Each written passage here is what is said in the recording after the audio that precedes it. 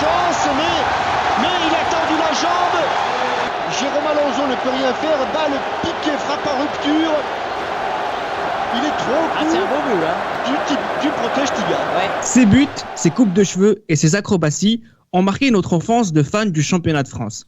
Jamais, ou presque, notre génération n'avait vu un jeune joueur aussi fort, aussi mature et aussi efficace que Djibril Cissé à la Auxerre.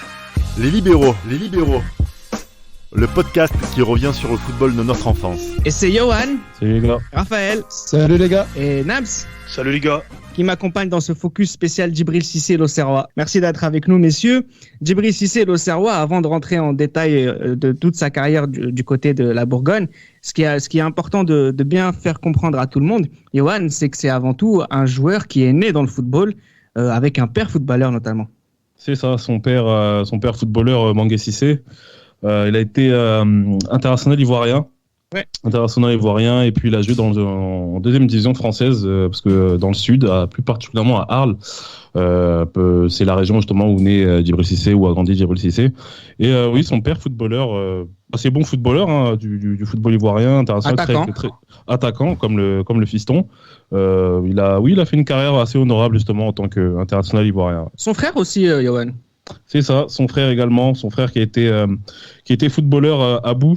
Son frère footballeur à Bout, ouais, qui a été aussi je pense que lui il a été attaquant lui aussi, il me semble qu'il a été attaquant. Niveau aussi, plus modeste, mais voilà. Oui, un niveau beaucoup plus modeste à ce niveau-là. Mais il y a cet amour du football déjà. Voilà, il y a cet amour du football, et comme on a dit, le point commun c'est vraiment ça, le fait qu'ils soient tous attaquants. Alors ce qui est important, Raphaël, avec Djibril Cissé, c'est que c'est un garçon qui va se développer justement dans le sud de la France.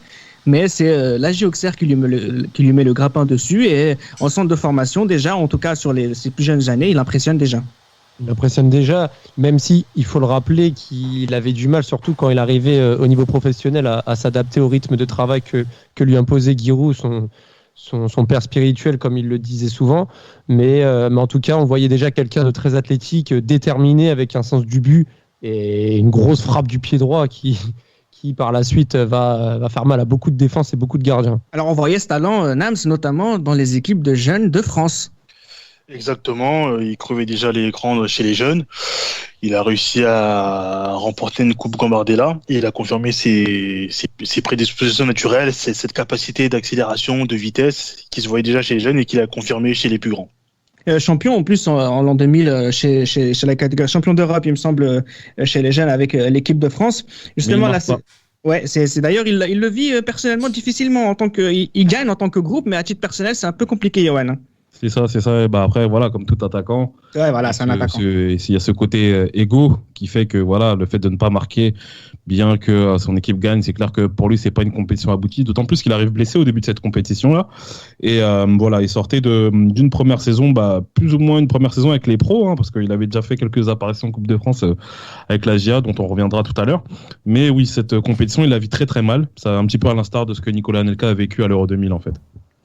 Alors c'est son premier match professionnel, il le jouera le 20 mars 1999 contre le Paris Saint-Germain.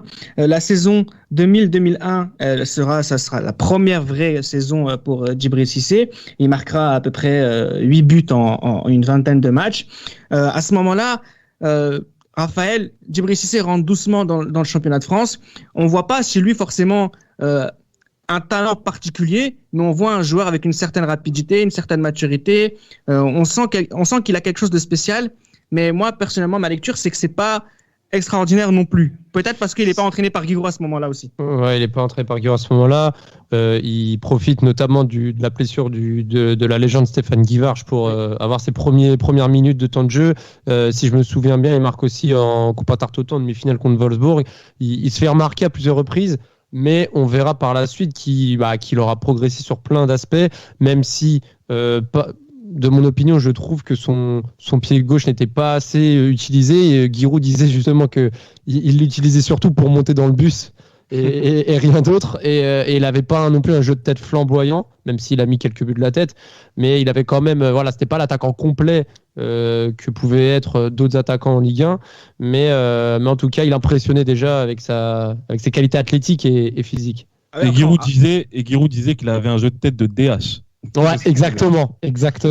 Alors justement, ce Giroud qui dit que son pied gauche ne lui sert qu'à monter et le fait qu'il a juste un jeu de tête du niveau de DH, cette saison 2001-2002, Yoann, sous la houlette de Giroud, c'est une saison où Djibril Cissé est le titulaire indiscutable et il est pour le coup incroyable. Et les garçons comme moi qui sont un peu qui vont dire les années précédentes Djibril Cissé c'est pas si extraordinaire que ça, en fait on se tait quoi. C'est juste c'est juste merveilleux ce qu'il fait cette saison-là en fait à son jeune âge. Parce que franchement là faut juste voir déjà les 2 premières journées. La première journée au stade de la Route de Lorient, on voit ce joueur, cet attaquant, qu'est-ce qu'il fait concrètement, le maillot qui moule au corps, PlayStation 2.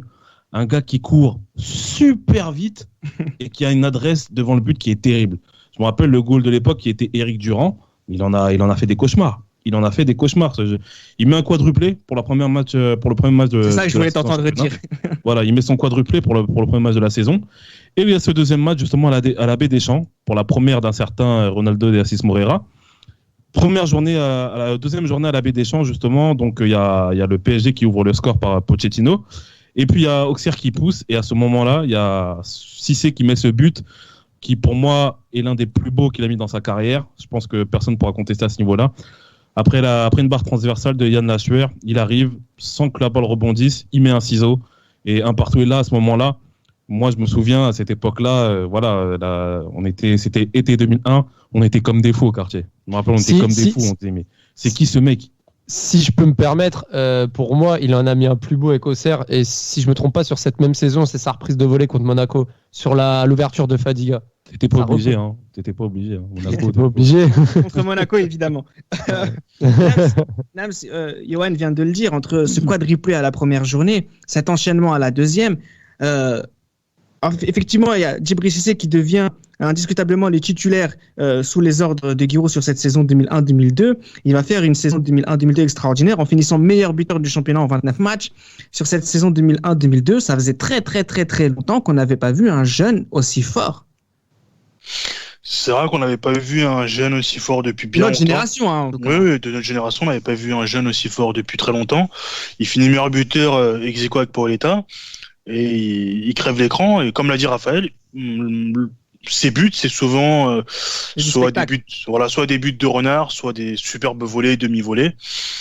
Mais il est souvent bien placé, souvent bien servi par Fadiga ou par Lachuer ou Capot. Je crois que Tainio était encore là. Et voilà, était souvent bien pourvu en ballon, et ces joueurs-là savaient utiliser à merveille ses qualités, et lui savait très bien se placer aussi. Donc il a mis but sur but, comme Raphaël l'a dit, Yoann l'a dit, ce but contre le PSG il m'a marqué. C'était en plus le générique de Téléfoot, donc c'était un crève-cœur de voir ça tous les dimanches. Comme Sochaux aussi, il met une grosse reprise de volée aussi. Exactement, et il fait pas, quand il frappe, il fait pas les choses dans la dentelle, c'est vraiment surpuissant. C'est vrai qu'il dégage, Yoann, une bestialité en fait. Mais c'était trop. Si c'était l'attaquant dont on rêvait par exemple dans ISS Pro. Le mec rapide, le mec puissant. En plus, il avait une teinture. À l'époque, la teinture, c'était pas. Voilà, on aura l'occasion de voir le personnage. Il me faisait passer à Marc Landers. Pour la petite anecdote, moi, je me rappelle dans FIFA 2001, parce qu'à l'époque où FIFA 2002 ne sort pas encore, dans FIFA 2001, Cissé n'est pas à l'AG Auxerre. Moi, ce que j'ai fait, j'ai créé Djibril Cissé dans le jeu. J'ai créé 99 partout. je l'ai mis toutes les notes maximales partout, et je faisais que jouer avec lui. Tellement c'était impressionnant en fait. On était super surpris parce qu'on va dire le grand public ne le connaissait pas encore. Donc non, c'est clair que là, pour nous en France, surtout en France, c'était inédit d'avoir un joueur aussi rapide et aussi puissant. Forcément, Nams, on pouvait pas faire autrement que de le convoquer à la Coupe du Monde 2002. Oui, ça il était impossible, inconcevable de ne pas le convoquer. Et voilà, il est convoqué pour le Mondial 2002, et on arrive, nous Français, à avoir le meilleur buteur d'Italie, d'Angleterre et de France. Malheureusement, ça ne s'est pas passé comme prévu, mais c'est une expérience, une première pour lui. Et après, on attend de lui forcément, après une telle saison, on attend confirmation.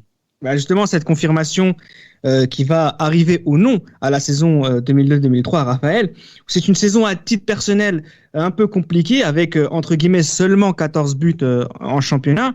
C'est une saison surtout qui va voir l'AJ Auxerre gagner la Coupe de France. Et en fait, ce sur quoi j'aimerais vous faire intervenir sur cette saison 2002-2003, c'est davantage cette idée que Djibril Cissé est avant tout le symbole d'une génération en or, Raphaël. Bah oui, Cet AJ Auxerre. Comme avec sa teinture or, comme il pouvait le faire avec les maillots PlayStation 2 qui moulaient les capas, etc. Il incarnait une icône du championnat de France. Je me rappelle encore, on parlait de sa première sélection contre la Belgique. Hein, il avait mis un but refusé, un extérieur du pied barre rentrante. Le but a été refusé, mais ça m'avait marqué parce que le mec, il dégage une sérénité en équipe de France. Enfin, bref, mais Raphaël, tu te rappelles de la détente contre la Belgique, la détente de fou. Ouais, exactement, je m'en rappelle aussi. Franchement, ce match-là, il m'avait marqué. Je me suis dit qu'il allait avoir de belles années devant lui. Mais malheureusement, sur cette saison 2002-2003, même si il qualifie l'AJ Auxerre en phase de groupe de Ligue des Champions contre le Boavista en tour préliminaire et qui, à mon plus grand regret, a égalisé en finale de Coupe de France à la 87e minute avant que Boumsung vienne crucifier Jérôme Alonso. Mais sur cette saison-là, il met que 14 buts. On attendait plus, mais il a quand même répondu présent pour qualifier le club en Ligue des Champions en phase de groupe et pour apporter un titre mérité pour les hommes de Giroud en 2003. Vous avez parlé de ce maillot PlayStation 2 blanc qui collait au corps de ses joueurs. Nams, il collait au corps de Mexès, de Fadiga, de Boumsong, de Capo. C'était une génération incroyable cette saison-là, cette période-là. Exactement, génération incroyable. On rêvait tous de porter ce type de maillot, d'avoir leur carrure. Et franchement, cette génération fut incroyable. Cette génération, on peut dire qu'elle nous a fait rêver. Ils ont réussi à gagner à Highbury. Mais je crois que Cissé n'était pas présent lors de ce match-là. Non, c'est Capo qui marque. Et Fadiga. Voilà, Capo qui se permet au passage de mettre un petit pont sur Pat Vieira.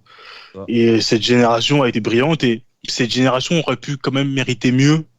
Après, voilà, l'effectif était assez restreint, était assez limité. C'était 11 joueurs plus 3 joueurs parce que le banc était aussi très limité. Mais c'est vrai que c'est une très bonne génération. Ce qu'il faut dire aussi, c'est que Giroud, à son humble habitude, ne faisait pas souvent confiance aux jeunes. Quand il avait un 11 de départ, il a beau avoir des très bons jeunes, il faisait pas beaucoup tourner.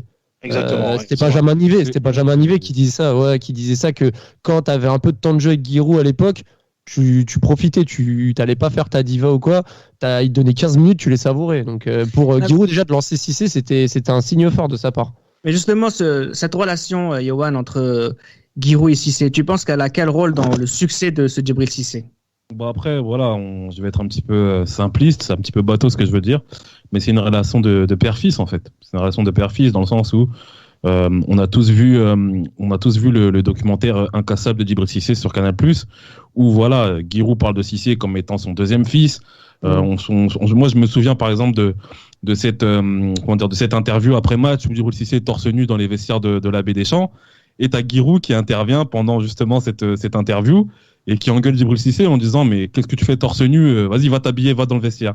Et Cissé, on voit Cissé qui boude et qui part en fait. Et justement comme un enfant. C'est vraiment cette relation père-fils qu'il y a en fait. Il y a vraiment Giroud aussi, excuse-moi, je te coupe, je viens d'y repenser. Giroud qui avait aussi plus ou moins interdit à Djibril Cissé de faire ses célébrations de salto qui se blesse. Et et la fameuse anecdote aussi où il y avait qu'une boîte de nuit à Auxerre et Giroud surveillait au plus près de la boîte de nuit pour vérifier que Cissé n'y allait pas en douce. Mais justement, Giroud, ce qu'il faisait aussi, parce que Giroud il était de mèche avec les personnes qui s'occupaient du péage Auxerre Paris, et Giroud justement, il fliquait ses joueurs par rapport à ça. Donc en gros, il était de mèche avec les personnes du péage à ce niveau-là. Et dès qu'il leur disait, s'il y a un de mes joueurs qui passe par là, vous me prévenez. Et c'est ce qui se passait tout le temps en fait. Donc voilà, comme je t'ai dit, c'était vraiment une relation père-fils. Il y en a un qui veillait vraiment sur l'autre. Et puis voilà, je pense que si Cissé aujourd'hui a fait une si belle carrière en Ligue 1, notamment avec l'AJ Auxerre, je pense qu'il doit vraiment une fière chandelle à M. Giroud.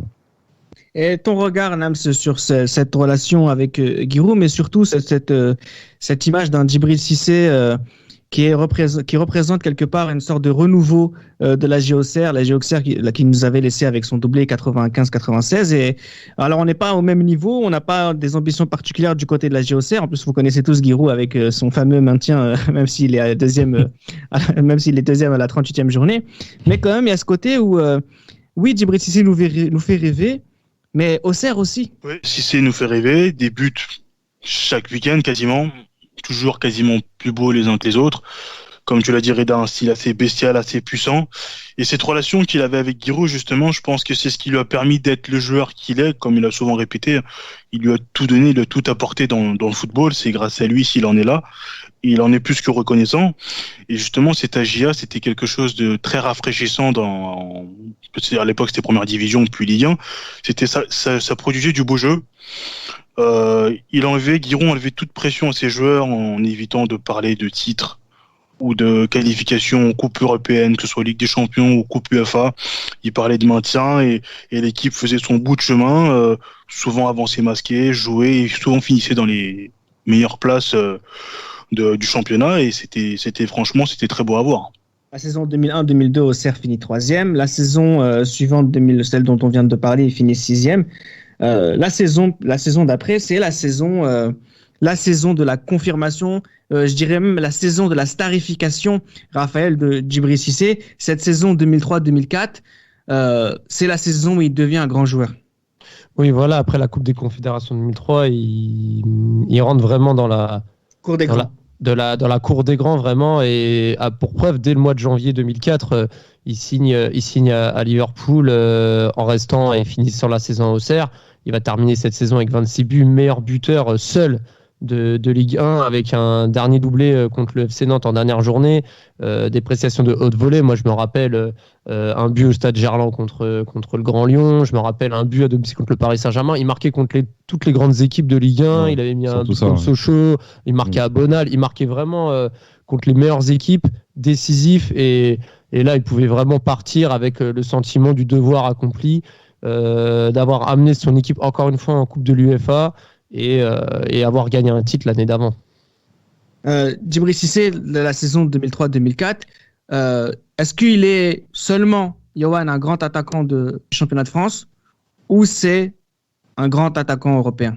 C'est une bonne question, parce que dans le sens où dans le championnat de France, il a prouvé à maintes et maintes reprises que c'était quelqu'un qui comptait. Mais en Europe, malheureusement, il y a ces campagnes européennes où Cissé a souvent été absent. Moi, l'idée que j'ai, le match que j'ai, par exemple, c'est ce match, la double confrontation contre le PSV Eindhoven, d'un certain Arjen Robben et de Matej Kezoman. En Auxerre vraiment se fait manger en huitième de finale. Après, c'est vrai que PSV Eindhoven, à cette époque-là, il y a vraiment une très très grosse équipe. On le verra par la suite, effectivement. C'est ça. Et malheureusement, je pense que Djibril Cissé a ce manque-là, en fait. Il y a ce manque-là. Il y a le manque, justement, de faire briller Auxerre en Coupe d'Europe. On ne demande pas forcément de gagner une Coupe d'Europe, mais au moins de connaître une petite épopée, d'autant plus qu'Auxerre avait une certaine génération qui était assez intéressante à ce niveau-là. Donc on peut dire que Cissé est un très grand du championnat de France, mais en Europe, ça reste encore à prouver. Et on se dit que ce transfert à Liverpool qui sera, par la suite, qui sera champion d'Europe, mais dans la perspective, on ne se dit pas que Liverpool sera champion d'Europe l'année prochaine, mais on se dit, aller déjà en Angleterre, ça peut être une très bonne chose. Et aller justement en Coupe d'Europe avec Liverpool, ça peut être une très bonne étape pour lui. Et c'est là qu'on verra si Cissé est effectivement un attaquant qui compte en Europe. Parce que la saison 2003-2004, en fait, ce que vient de dire Yoann, c'est que Cissé n'a pas fait ce que Drogba a fait avec l'OM. Nams. Oui, exactement. C'est-à-dire qu'il a brillé en championnat, mais il n'a pas réussi à briller en Coupe d'Europe comme Drogba l'a fait. Après, je pense que Cissé, c'est plutôt un joueur, pour qu'il brille, il faut qu'il ait un collectif autour de lui. Je ne dirais pas forcément que c'est un renard de surface type Trezeguet, mais il s'en rapproche. C'est-à-dire que c'est pas le type de joueur, ce n'est pas le joueur qui fera la différence balle au pied, qui prendra le ballon et qui dribblera 2, 3, 4 défenseurs. Ce n'est pas son registre, ce n'est pas son rôle, ce n'est pas ce qu'on lui demande. Alors que je pense que Drogba a plutôt cette capacité peut-être de faire des petits exploits techniques, physiques, si c'est un peu moins, mais ça s'est vu par la suite. Et ce que j'ai oublié d'ajouter, Reda, excuse-moi, c'est que cette saison 2003-2004 aussi, Cissé peut se révéler en Europe s'il participe à l'Euro 2004. Et malheureusement, ce match de barrage contre le Portugal, où il pète les plombs, fait que malheureusement, on ne pourra pas le voir en équipe de France. Très frustrant. Pour la Coupe d'Europe. Et ça, je pense que ça aussi, ça a été un rendez-vous manqué. Malheureusement, ça a été de sa faute. Et aussi de la faute de Raymond Domenech, c'était pas indispensable que Cissé soit appelé en équipe de France. Exactement. Justement, Raphaël, après, tu diras ce que tu as envie de dire, mais est-ce que le problème de Djibril Cissé à cette époque-là, c'est qu'il est encore considéré comme un jeune joueur? Alors, juste pour rebondir à ce qu'il disait Johan, je voulais juste appuyer le fait qu'en plus, au match aller, il avait été déterminant contre le Portugal. C'est vraiment dommage. Un jeune joueur, après, il faut remettre dans le contexte, c'est que France 2004, il y a encore Zidane, il y a encore les Lizarazu, il y a encore tous les briscards. Donc, un jeune joueur, je dirais oui, mais qu'on prend au sérieux. Mais avec cette concurrence, et comme on le disait dans un autre podcast avec Paoletta, on arrive dans une ère où les attaquants, les numéros 9, il y en a partout. Et dans chaque championnat, il y a des numéros 9 qui brillent et qui éclatent. Cissé en fait partie, mais son absence de référence à l'échelle européenne fait de lui un attaquant confirmé, mais qui doit encore prouver pour être considéré comme un grand et dans la cour des grands, justement, des plus grands, si je pourrais être plus précis. Alors, comme on l'a dit déjà, cette saison, il la terminera avec 26 buts, donc il est de loin le meilleur buteur du championnat de France. J'aimerais qu'on fasse un focus aussi sur ce qu'était le personnage d'Djibril Cissé, parce que je pense qu'avec le recul, on fait pas forcément d'épisode sur Djibril Cissé s'il y avait pas cette extravagance chez ce joueur Johan. Ses coupes de cheveux, tous les week-ends une nouvelle coupe de cheveux, violette, rouge, avec des étoiles. C'était vraiment un personnage. Etc. Ouais, c'était ça, l'extravagance à l'état pur en fait. Les tatouages. C'était le sapologue du football en fait. C'était ça. Moi je me rappelle ce qu'il a pris de la part de Laurent Baffy quand il passait chez Tout le monde en parle avec Ardisson, c'était terrible. Laurent Baffy, il en a fait son 4 heures à Djibril Cissé. Moi je il force lui aussi. C'est ça, mais honnêtement, mais après, voilà, c'était quelque chose de frais, c'était quelque chose de nouveau. Djibril Cissé, voilà, Djibril Cissé déjà, c'était une image qui n'était pas du tout celle que présentait Adidas, parce que Djibril Cissé, son équipementier, c'était Adidas. Adidas, c'était surtout la performance, etc., le côté très allemand. Et Cissé, c'était le côté un petit peu Puma ou Nike même, le côté américain, un peu superficiel, etc. Donc ça a été, nous on a tout ce qui fait. Moi, comme j'ai toujours dit, chaque personne qui a suivi le football en France a aimé un jour ou l'autre Djibril Cissé. C'est impossible que ce soit le contraire. Non, toi aussi, ne serait-ce que il a apporté ce souffle nouveau, quoi. Que pour cette célébration, ces saltos arrière, c'était incroyable, Nams aussi. Ça faisait partie de, parce qu'il faut pas oublier que nous, à cette époque-là, on est des enfants, on est des préadolescents, donc on va aussi. Exactement. Ouais, mais Nams, oublie pas qu'il a fait mal au PSG, oublie pas aussi. Hein. C'est vrai, parce qu'en plus, j'ai eu la chance d'aller à la Bulle des Champs quand j'étais petit. Et ouais, c'est vrai que si ces pirouettes, elles étaient spectaculaires, et quand t'es petit, tu vois ça fait rêver, tu dis, tu vas faire pareil, tu vois. Mais t'as peur. Exactement. Et ça fait partie du personnage. Ces pirouettes, ces célébrations rageuses, ces points rageurs, ça faisait partie du personnage. Tatouage aussi. Exactement, aussi, ces tatouages. Et les voitures de luxe qu'il ramenait en Bourgogne, en fait, c'était même son personnage, en fait, il avait rien à voir avec la région, en fait. Exactement. C'est incroyable. C'était un ovni. Il dénotait avec Giroud, il dénotait avec Auxerre, il dénotait avec la GIA tout simplement. Mais c'est vrai qu'il y avait quand même cet attachement autour de ce joueur qui apportait un vent frais sur cette époque un peu particulière du championnat de France où on faisait une transition entre un grand championnat et un championnat un peu moins performant par la suite. Ce qui est important aussi, avec lui aussi, Raphaël, c'est que il va y avoir ce départ de la Baie des Champs, un départ qui va être très important, qui va être une sorte de crève-cœur aussi pour Djibril Cissé. C'est aussi quelque part la dernière légende de la Auxerre avant très longtemps. Ouais, très triste, hein, même quand on supporte pas Auxerre.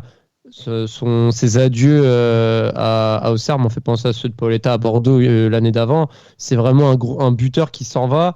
On sait pertinemment que ça va être quasiment impossible de le remplacer à l'identique. Arrêtez Pironi, arrêtez. Un petit bonjour à Pierluigi.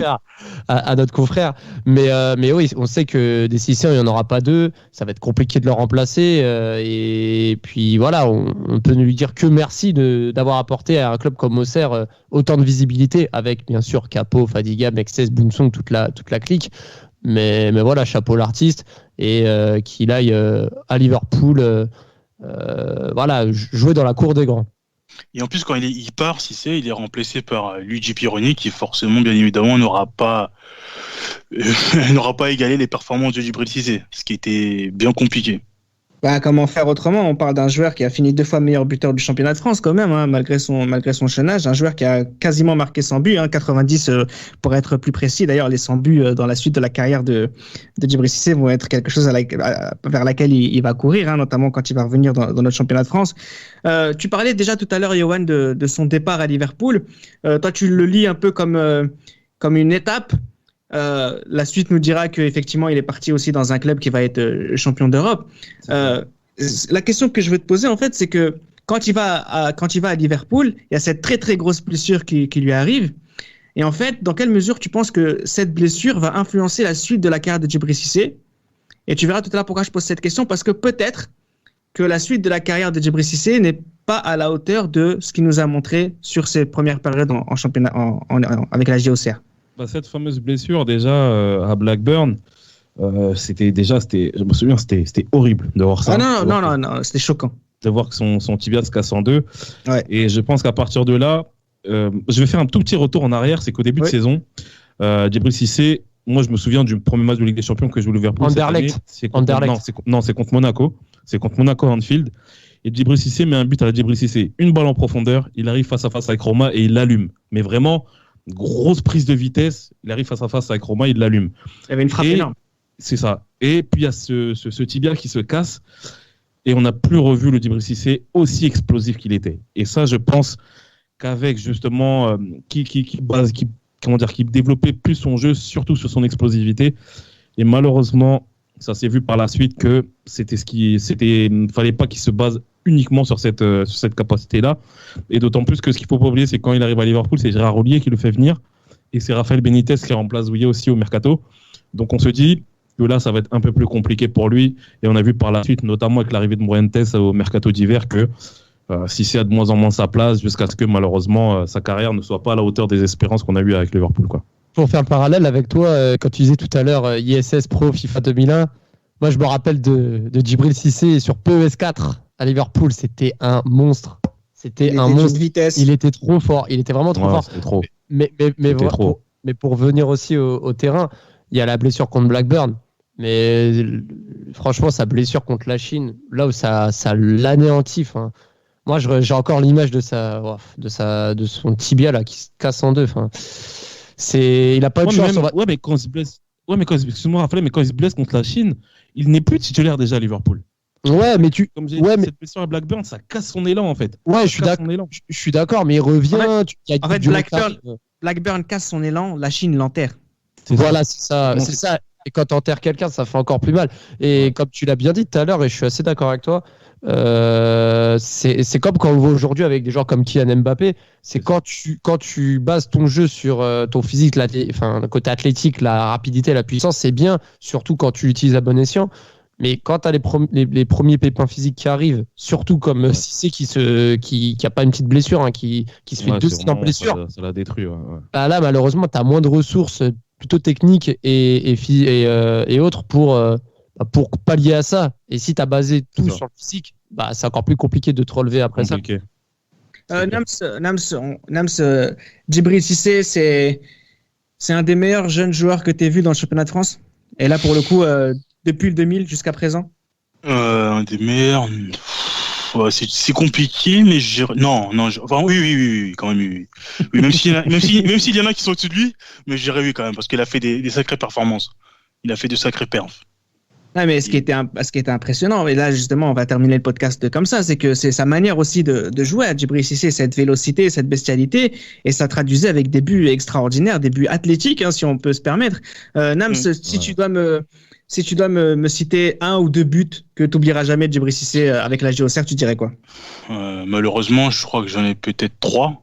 dont deux qui m'ont marqué.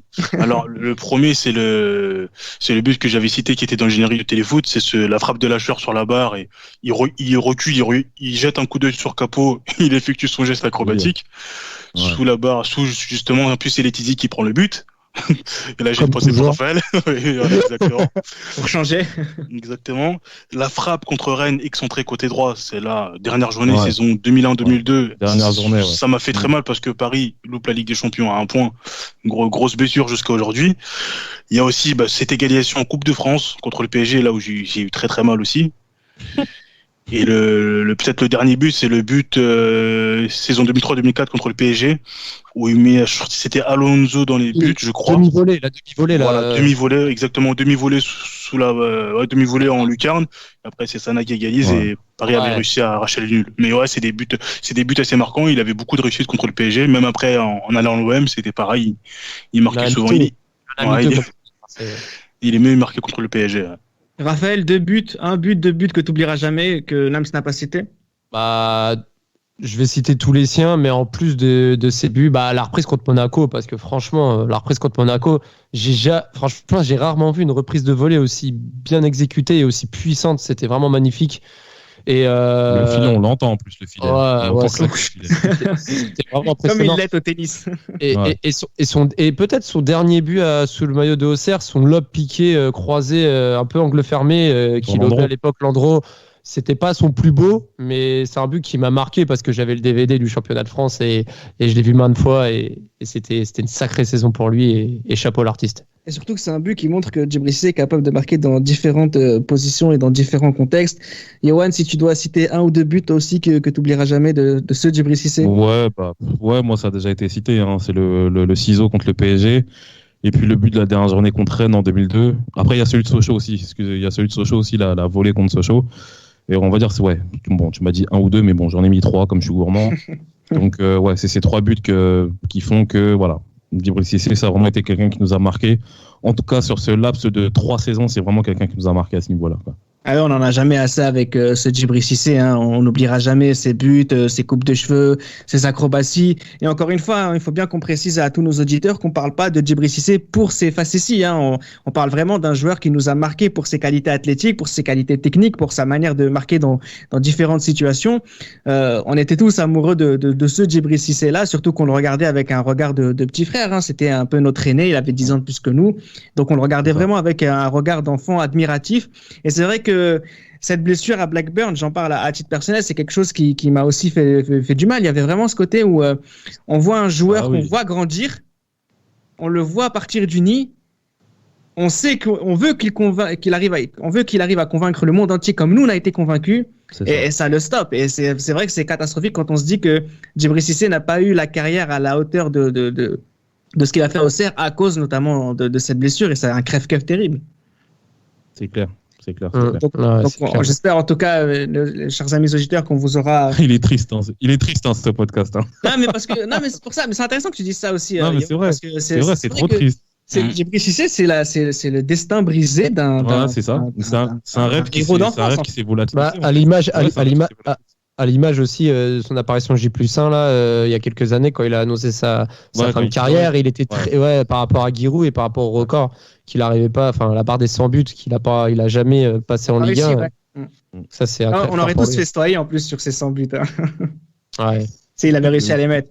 Mais en tout cas, si vous voulez vraiment faire du spectacle, là pour le coup, c'est pas un mot surutilisé. Mettez-vous les compilations des buts de Djibril Cissé avec la Auxerre. C'est tout simplement un athlète extraordinaire, avant l'heure déjà, d'un footballeur athlète. Messieurs, merci de m'avoir accompagné sur ce podcast. J'espère que vous avez pris du plaisir à parler de Djibril Cissé. J'espère que vous, auditeurs, vous avez pris du plaisir à nous écouter. En tout cas, n'hésitez pas à vous replonger dans les vidéos de Djibril Cissé et de sa puissante frappe. C'était Les Libéraux, un podcast produit par Sport Content.